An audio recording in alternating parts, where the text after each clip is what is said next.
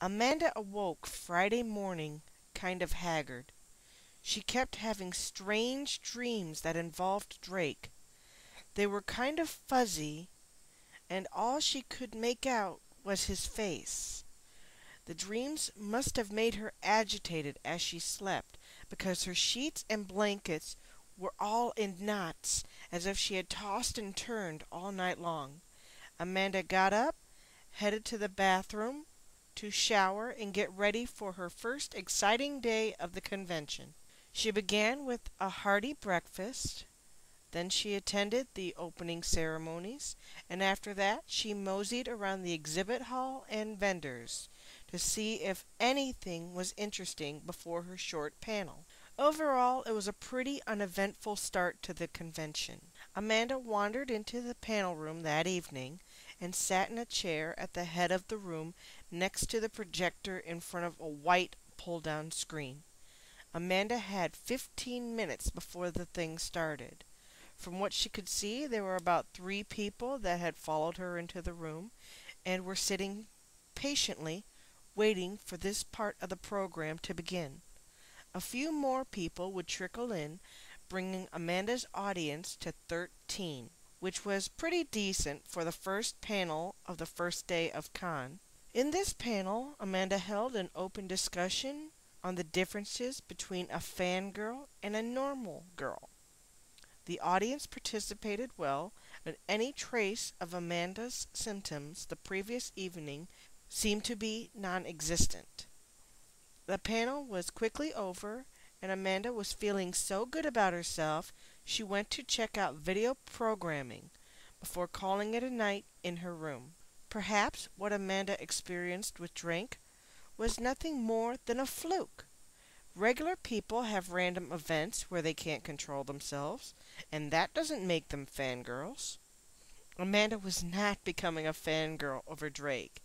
It simply wasn't possible. Amanda walked into the Saturday panel room, packed with 60 congoers. She sighed and gulped as she walked past the long line leading out the door. Amanda didn't like crowds too much, but was pleased at the turnout for her big panel. Her head held high, she walked to the front of the room, standing solemnly, ready to make her presentation on the hierarchy within some fangirl pods. Who got dibs on which character first, and how the fangirls decided amongst themselves who was the leader within their individual groups. Amanda stood in front of the room giving her lecture when a strange sensation came over her.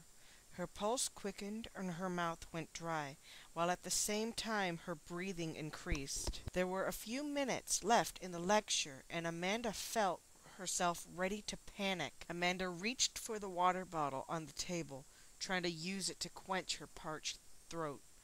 She peered wide-eyed around the room, trying to find the source of her sudden discomfort, when there he was, standing at the back of the room, by the door, Drake Archangel. Amanda bit her lip, fearing she would start squealing at any minute, when instantly, as suddenly as the sensations appeared, they were gone, along with Drake. Amanda breathed a sigh of relief and thanked everyone in the room for coming to see her, as well as reminding them about the award ceremony on Sunday.